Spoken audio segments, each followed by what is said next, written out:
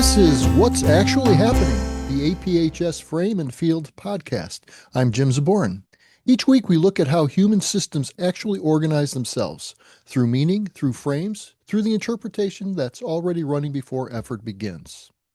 Today we're joined with Chantelle Neufeld, and Chantelle is a first-time reader of the APHS papers, and we've been kind of working through all of the papers, starting with number 1. Now we're at 4, so more than kind of, we actually are. So Chantelle, thank you so much for joining us and for interacting with the work and for bringing your perspectives to it. I'm happy to be here. This is fun. Yeah, thank you, Chantelle. Tell the listeners a little bit more about yourself if they haven't tuned in before. Oh, okay. Well, I guess I'm a fellow hypnotherapist. We met on a training, and I've listened to your other podcast episodes, and we have similar values and outlooks. And so I was very curious to read these papers that you wrote and really, I don't know, fine-tune them, integrate them, and yeah, I'm finding it really valuable in my personal life and my professional life, Excellent. to like apply these different ideas. Excellent. So so you've read the fourth one. We're going to discuss the fourth one today. What kind of whatever you feel comfortable sharing, but what kind of differences have you been noticing, or how have you been noticing those differences appearing? Well, so my background is that I was raised in a cult, and so coming from that background, applying these lenses that are not so fixed and structured and like you have to have these beliefs in order to have such and such an outcome, to have more of a flexible lens put on things and having the idea of orientation. It's just been really helpful to navigate things and to open new opportunities that weren't there before. Hmm. Like, yeah, it's just it's just brand new. I feel like I've up leveled in a Yeah, video game. Yeah. excellent. Excellent. Well, that's what the papers are supposed to do, actually. Oddly or ironically, they really aren't, they really more describe the field. They don't really tell you what to do, but in describing the field, we begin to see things. And you said that weren't there before, but I wonder, were they actually there before? And Well, just from, obviously. so from your Since there's orientation. thousands of things in our environment that we could notice, we can only see seven plus or minus at a time, right? Yes, exactly. And so really the orientation gives the perspective that we're viewing things from that allows us to see things that are there. And if we move our perspective somewhere else or we change our orientation, we will see different things that were there before, but we couldn't do anything with them. So really the doing things with something is not the field, it's what you see that the field begins to reveal, isn't it? Yes. Nice. I keep seeing the kaleidoscope, like as a kid when you have those and you turn it Mm-hmm. around and you see all those colors moving. Mm-hmm. It's like just a small shift in perception. It Yes. can change everything. And then you're It experiencing rearranges. something brand new or in a different light. Exactly. It rearranges all the bits and pieces and the colors and makes new patterns. And yeah, absolutely. So excellent. So really what I want to have happen from these papers is happening. This is really what it's about. But it's not designed to tell anybody what to do or anything at all like that. As you pointed out, there's really no requirements. It's really just describing in a model form patterns that I've seen and many people have seen, and I've learned them from other people, and I've developed my own insights, but they're there. We just have to start looking at what they might mean, and that's all APHS does. Or really, what the patterns are, not even what they mean. What they mean, why they got there, why they're there, what is their purpose. APHS doesn't go into. That's all kinds of different fields, from science to faith and all kinds of things, may have answers, but that's not what APHS is looking to do. It's looking to describe how human systems change and in a changing environment, and how and when change happens, how that happens, and when change is forced, why sometimes that doesn't happen. And so it's really looking to describe patterns that are there, but it really doesn't say what to do with them. Now, there are applications that can grow from that. So, in fact, I was working with applications from other people that I learned, and eventually applications that I had been developing. But from there, I realized that I needed to define the deeper thing that was happening, or at least identify it, so that I can separate out what the core was that application could be built from. So, in other words, rather than building applications from applications and degrading it further from reality and further from usefulness, what is really the thing there, the reality, but not in the sense of what is, ultimately true, but reality in the sense of what works, right? What is it doing? Even if I can't explain why it got there, what works? And so that the APHS papers are an attempt to explain what works, but without locking it into the level of you have to believe this. Because the test in this system, in the environment is, okay, does it work or not? Is it producing results? It's really trying to figure out how human systems they're self-organizing systems, how are they self-organizing? And then the question becomes, well, how can we harness that? And that's where the applications come in. How can we harness that? But the interesting thing is that even just getting those perceptions, those orientations, just the knowing of it begins to change our perspective. In a sense, we're really building our own applications as we go just by having that different perspective. What do you think about that? Well, yeah, as you were just talking, I was reminded of that parable that you shared in this fourth paper about how, they invented pulley systems and they invented waterways and all these things, but they didn't necessarily have the truth to work from. They were just working with what's useful.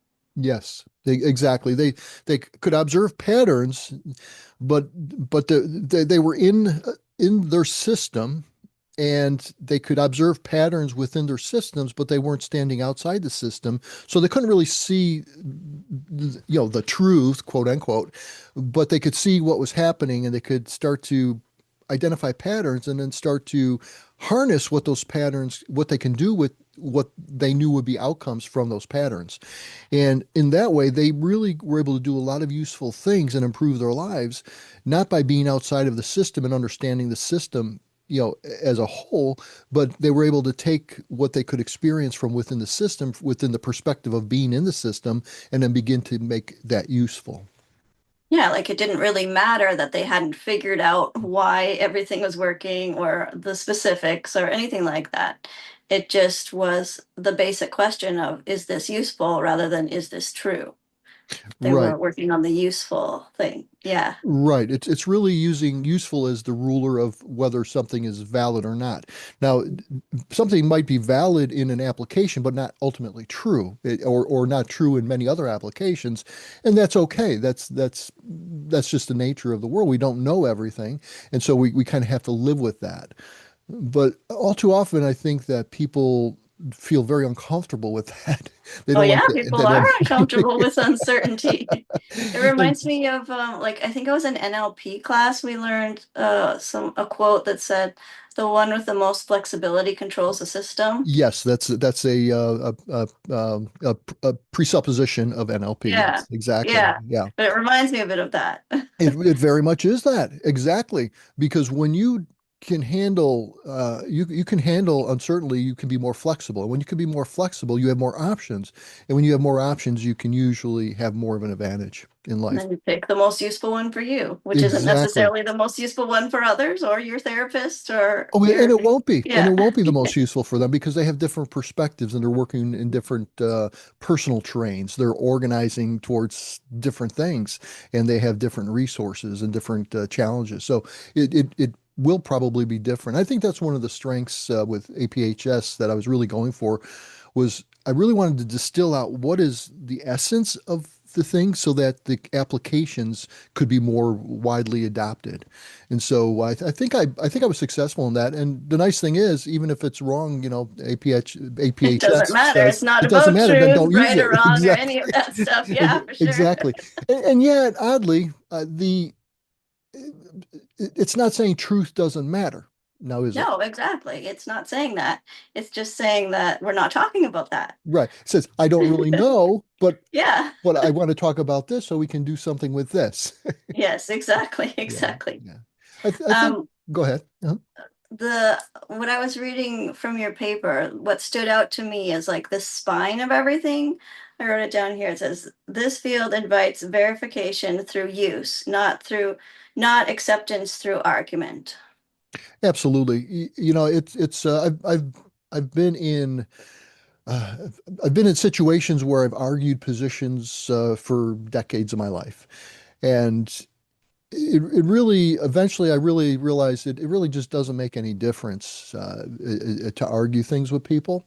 And so I think that probably that desire to argue was really actually a desire for me to lock down some solid truth.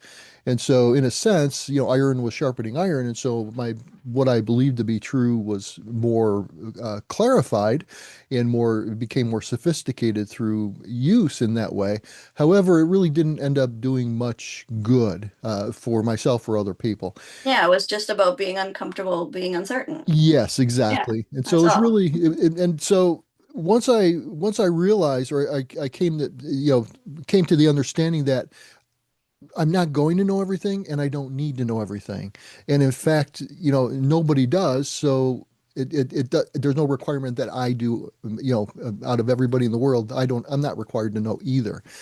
Now, that doesn't mean that many people don't think they know, and many people will argue that they know, but I recognize that now as okay, they are not comfortable holding ambiguity themselves. But once again, it's not to say there's no such thing as truth, and it's not to say that some truths are better than others. But the truth, but better than others is more. Is it useful than is it true? Right? Yeah. My daughter and I were having a conversation this week. She's an adult and she's like, "Mom, you see everything through the lens of relationships." And I'm like, sorry, but that's just how I'm wired. And so I was seeing the paper that you wrote through the lens of relationships. And when you meet somebody new and you kind of enter into a new relationship, you don't know if they're as excited about it as you are. You don't know if they're going to text you back. You have to hold a lot of ambiguity. And for someone with a sort of an anxious attachment style, that can be a bit of a Ah, challenge. But ah. this lens is very helpful. It's just like their truth can be different than mine, their timetable can be different than mine, and I'm good with that, you know? It's a different orientation, isn't it? Yeah, yeah, exactly. Yeah. Yeah. And I think that's really a key to life. I'm not saying it's an ultimate truth, but I think it's a key to life is to, pay attention to the orientations and everything else becomes a little bit more clear and sorts itself out a little bit quicker, is my Yeah. finding. I had an interview this week too, and I Oh, used it with my interview. It's just nice. How like did that work? it worked really well. I wasn't nervous at all, and I'm usually nervous during an interview, but this one it was just like it doesn't matter where it goes. I'm just going to be myself and answer the first thing that comes to mind, and that's going to have to be Nice. okay. I've prepped enough, and yeah. It Exactly. wasn't Nice. like I was like, I think of it as dog energy and cat energy, right? Like the dog energy is so excited to see you and jumps up on you, and sometimes it can be too much, right? But the cat energy is like you let them come to you. And so I was like, well, let's try that on for this interview. Very good. And in trying it on, you learn something and then you adjust, but you don't have to be pre-committed to a certain thing and then, wonder what's wrong when it didn't work. Maybe it No, just didn't it's work with just that an person. experiment. Yeah. Exactly, exactly, exactly. And that's an orientation. When we look at life as an experiment, that's an orientation to life. And there are many orientations we can have that are very helpful, and there are many orientations that are not helpful. And Mhm. unfortunately, what we learn from people is usually, growing up and in our cultures, oftentimes they're unhelpful. Maybe not ultimately unhelpful. Maybe they were helpful in certain settings and certain times, but they become not helpful in other settings in different times, and then we get stuck because we think they're universals. Yeah, when I was reading your fourth paper, I wrote something very similar. I wrote, healthy orientation evolves, allows multiple interpretations, and stays provisional. And unhealthy orientation demands certainty, requires allegiance, and resists change. Absolutely, absolutely. And my primary application that really APHS grew out of because it because I was seeing the need to really define, well, what's the operating things here? What are the active ingredients and what is like metaphor and not so much activating, or story and not so much activating, because it's all metaphor really.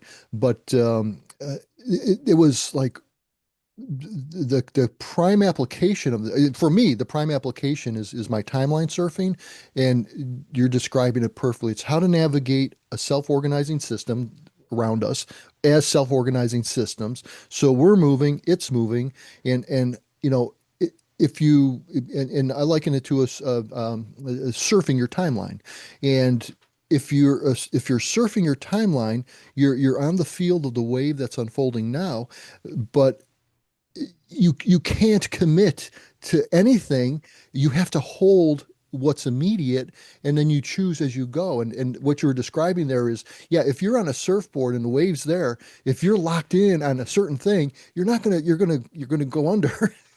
You Mhm. got to be riding that wave as it happens, but it's more than just letting the wave carry you. You've got to direct yourself to go where you want to go with it. But you're not controlling the wave. You're responding, but the wave is responding to you in the sense that it's carrying you where you want to go, Yeah, it's like even though a you're not in control. co-creation. It's Yeah. co-creation, and it's APHS that makes it possible to hold that position, that we don't have to know, that we're self-organizing systems and we're changing and how it changes. So really, that is a key application, the not holding too tightly to a particular outcome and seeing what happens, but using the way I put it is uh, um, internal intention and external intention. And internal intention is where the person can choose and they have control over that. And but they're operating in an external world as well. So what's internal intention is really working with non-material things. It's ideas and thoughts and imagination and emotions. But we don't have control over the external world, in my opinion. Uh, uh, but the external world is self-organizing, and it's organizing in response to what's there, and I'm there, and so it's responding at some level to me.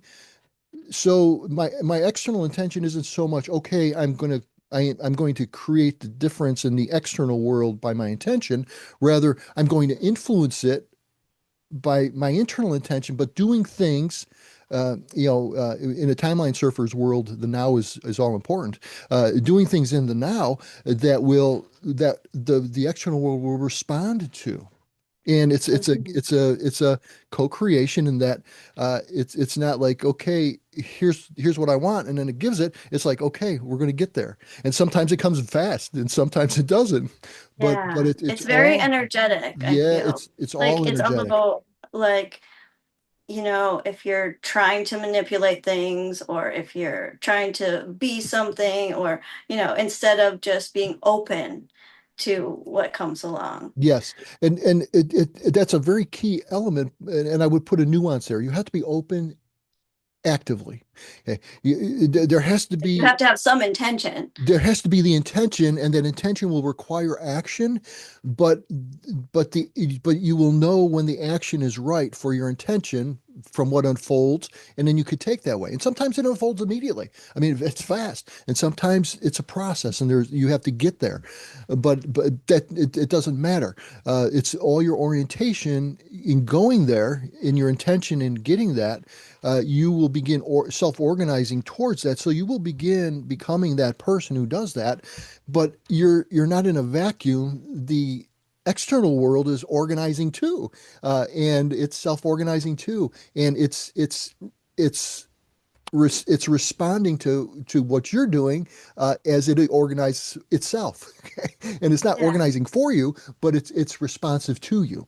And so, in a sense, don't take that So it's metaphor like too the far. as within, so without, as some people like to say. But Yeah, it's more about like balancing your energy and maintaining your sovereignty versus trying to manipulate the outside world yes. to reflect your ideals. It's all about that. Now, APHS doesn't go so much into that. It more defines and describes what's there, but applications will then do that. Like my timeline surfing application does that.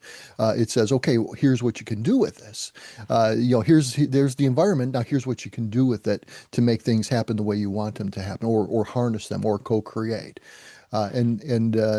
So this is where the APHS becomes valuable. It's not so much it becomes very valuable. Well, I should say, it becomes very valuable because it allows you to get orientations that will you as a self-organizing system will build your own applications just on the fly, right? As you're finding. But you can also, for a practitioner can begin to build their own applications based on this, like I've done with timeline surfing.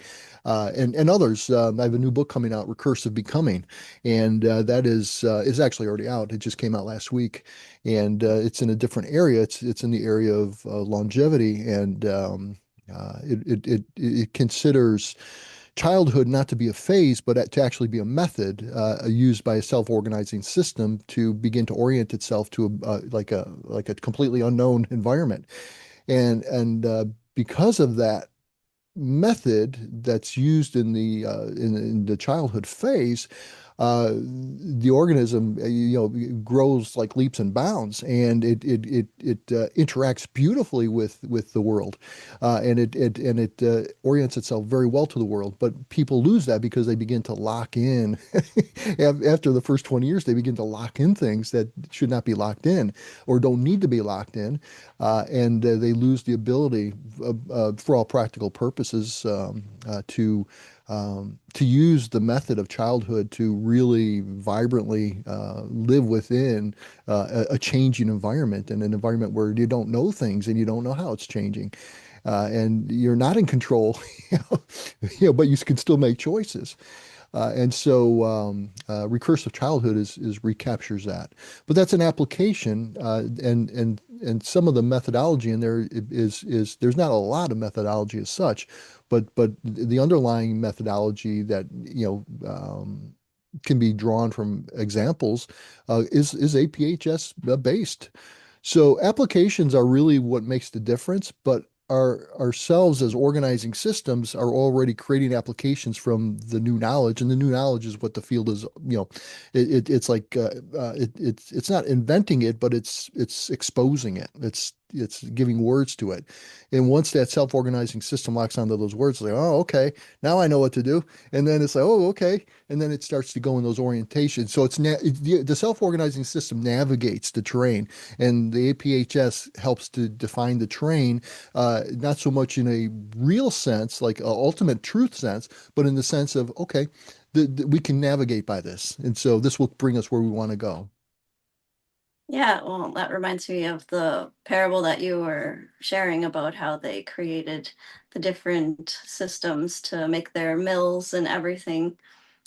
Yeah. Absolutely. This was one of the most fun papers for me to write. It's probably, in terms of the form of it, it's probably the oldest in my thinking. Um, all of it's all mishmashed together over 40 years, but probably about 20 years ago, I started thinking about that parable, and it was it was I was going into a lot of new ideas, but I didn't really know if they were true. I suspected they weren't really true. Yeah. And The then you're just like, mechanism. does it matter? Because Well, this that's is the thing. useful. That's the Yeah. thing because previous to that beginning, that thinking on my part, I would need to know the truth of it before I really would Mm. engage with it. But the problem is, by not really engaging with some things, I couldn't really begin to inhabit them, and they couldn't really become You intuitive. And can I try them needed, on to see if they fit. yeah, exactly. But they never became in my part of my wardrobe. And so, and the question is, do I have to reject ideas when I know that the underlying system, no, in my opinion, that's not really what's going on. And then that was so now that perspective, I really needed to work out, well, how can I engage things that I know or at least don't believe are true, and yet still get what works from them. And so really it was I began realizing, well, you know not to walk off the edge of a building or a cliff, well, I know gravity, but you know what if I didn't know gravity? It would still work the same way. And if I walk off a cliff and or the edge of a building, I still am going to learn from experience in life what happens, and I don't need to explain it.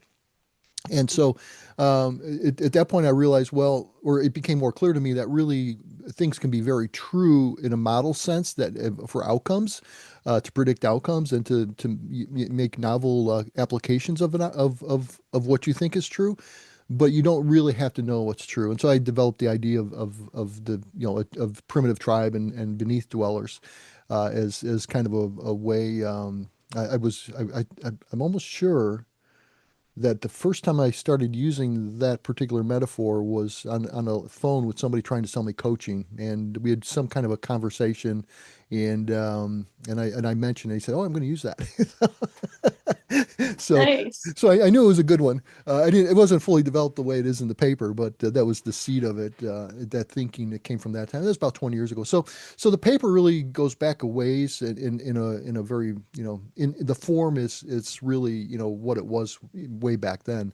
But it's evolved greatly in terms of the structure of it, but the way I present it. But Yeah, uh, like my cult background, it was a really helpful metaphor about those like beneath dwellers and the superstitions people have and the different beliefs people have and how it can seem so foreign to people, to others, but to them it's like that's their only truth at the e- time. exactly, and that truth at the time, it has a value to the person at the time, but oftentimes what's resourceful in one setting is not resourceful later. And then of course things, there's no end of examples of where people manipulate things too. So it doesn't mean that it's always useful for the person believing it.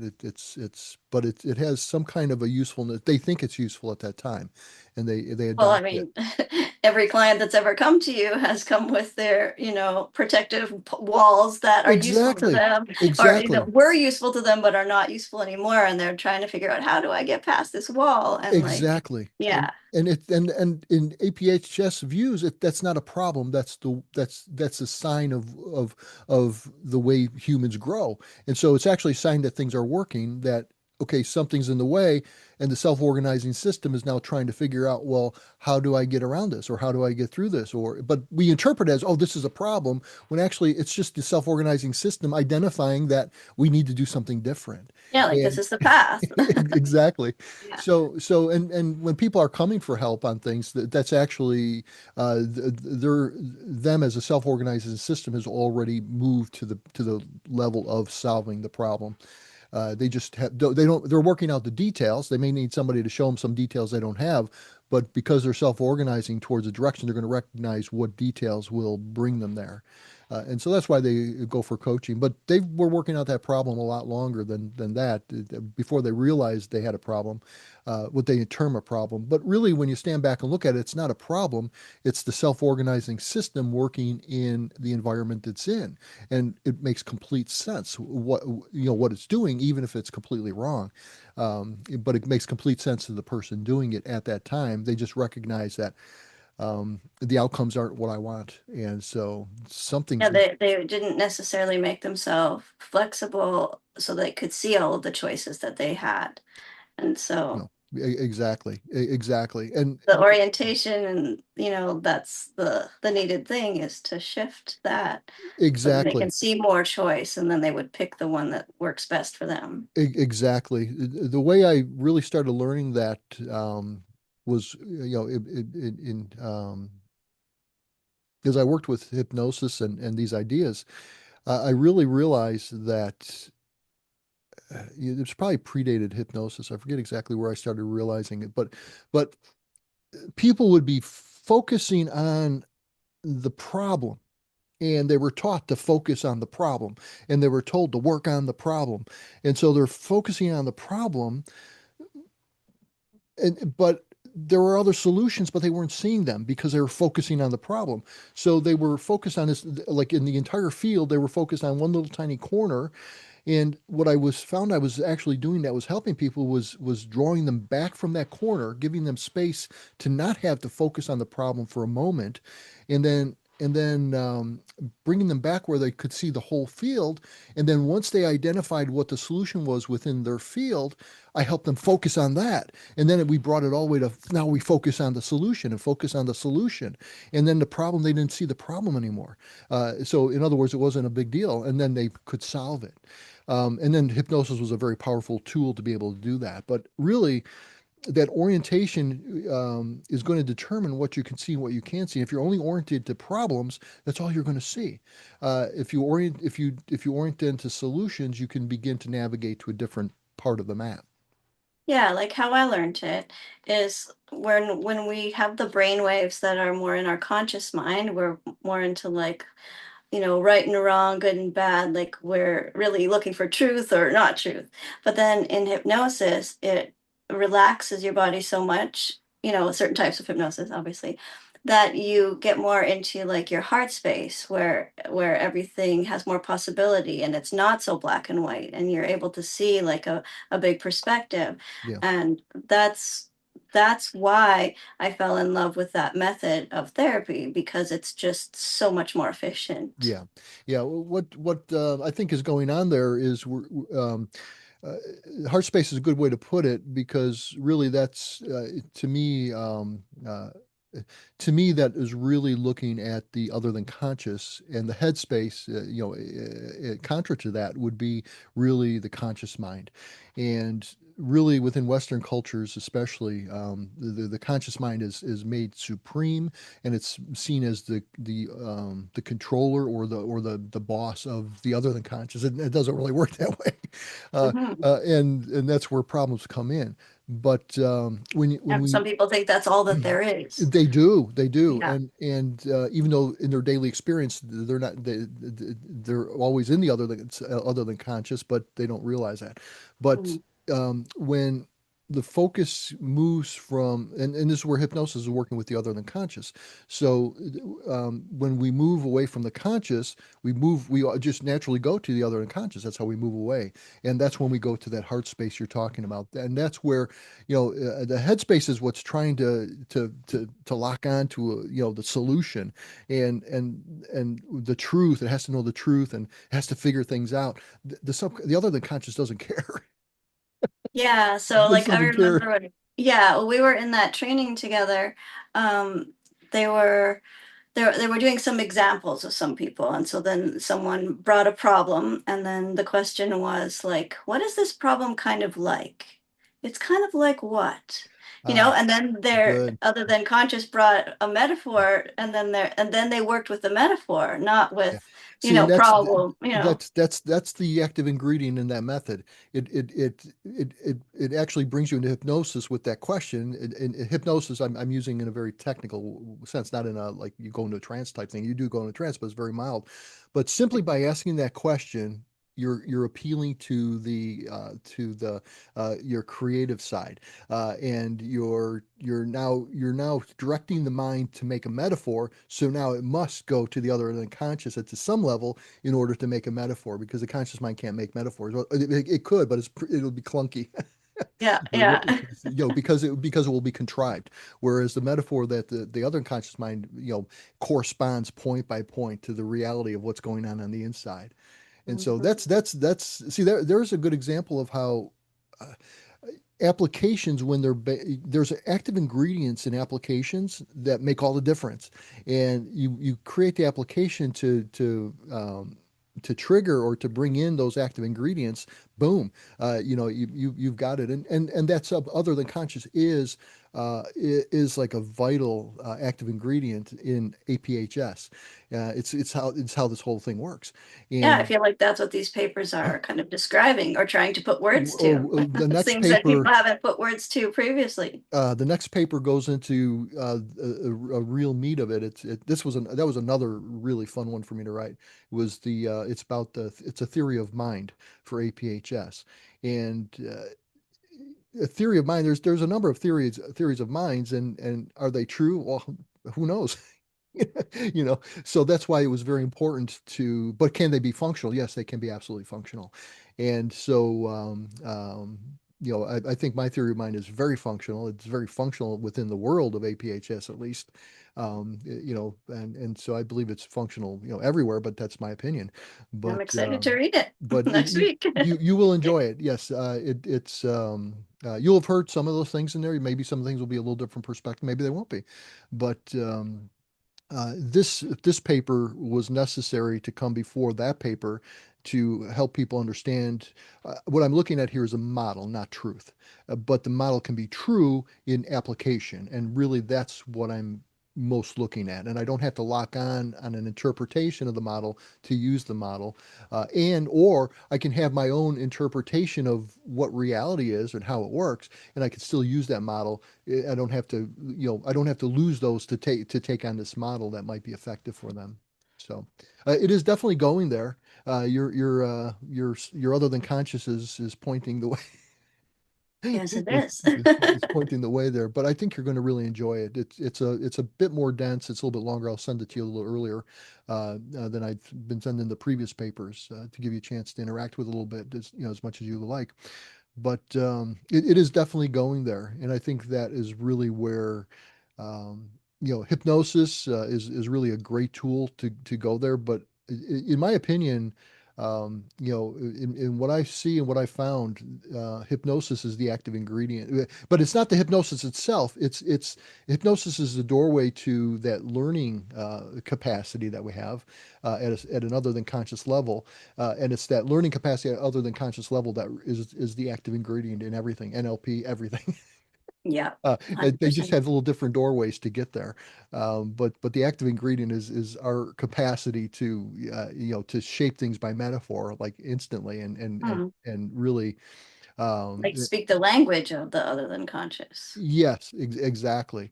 But they won't. But because it's an application of what I think is working, they might not even know it themselves. But they are picking up on what they see, and they're accurately using it. And the APHS tries to define those things and give language to them. But many people have seen these things, and So they when they're reading your papers, they're just recognizing them. well, that's the Yeah, important that's thing. how I felt anyways. Yes. And to me, that's the important thing, because that is the validation that these aren't just my ideas necessarily, but they are accurate representations of what other people can see too. All Mhm. I'm doing is I'm putting language to something that's there. I'm not trying to invent something.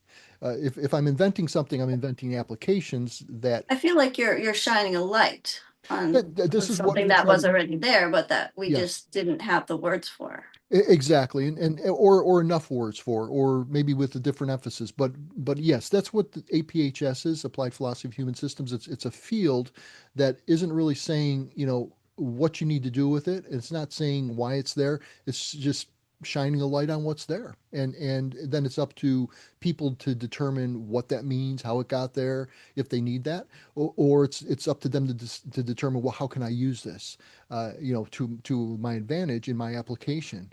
And Yeah, it's like handing somebody a compass and telling them exactly what they should do with it when, eh, it's ridiculous. Like they know where they want to go. They exactly, can use exactly. it in their own way. And once again, we come back to orientation as really being key with your metaphor of the compass. And yeah, the compass, you can show somebody how to use it. You could give it the principles of it, but ultimately, what's important is where they want to go with it. And so, what you're really doing is you're equipping them to go where they want to go. By helping them to understand the field of what a compass is, right? Or how a Yeah, compass well, and not works. only that, but like the whole GPS idea too, or even when you're driving and you need to reroute, right? Like it's Yeah, you get like, that little like you went the wrong yeah, way. exactly. But it's like the person themselves is the only one who knows, the way for them, and anyone else trying to tell them how to do it is a little ridiculous. Yeah, well, it could be helpful, but it's up to the person being told to determine if it's helpful or Ideas, not. yeah, yeah, Yeah. ideas could be like more choice is always helpful, but telling them which choice is Y- not helpful. Exactly. That to me is really it takes away from a human's free will, and to me that is the freedom to choose Unethical. themselves. And to me that's like ultimate, you know. For sure. Yeah. So Chantel, what do you know now from this paper, having read paper four in book one, so paper 010.04? What do you know now that you didn't know before? I feel like the useful versus truth thing really stood out with this paper. Like I might have read it in previous ones, but this one is where it really solidified and integrated. I feel like I'm going to use that going forward in everything is like not looking for the truth or is this true for me? Is this right for me? Are they respecting my boundary? Like those kind of things. Mm-hmm. Or of is this useful in this situation or is it not? Is there a more useful thing? And trying to be more flexible and open to possibilities rather than overthinking things and trying to like just put my finger on specifics and be like, this is the right way for me right now, like being so dogmatic about it versus just being open to see what happens and being more comfortable with that uncertainty and ambiguity. Sounds like you're surfing your timeline. Oh yeah. Awesome. Well, Chantel, is there any last thoughts or words that you'd like to share before we close up today? I can't think of any. Awesome. Well, this was a fun little paper, I thought, and I hope that you enjoyed reading it as well. And more importantly, I think you've got some important orientations from it, which to me says it's successful. So thank you. Welcome. Thanks for listening to What's Actually Happening, the founding papers of applied philosophy of human systems. Those papers are available at aphsfield.com, aphsfield.com, including everything we discussed today. I look forward to continuing the conversation with you next week. Until then, see what you notice.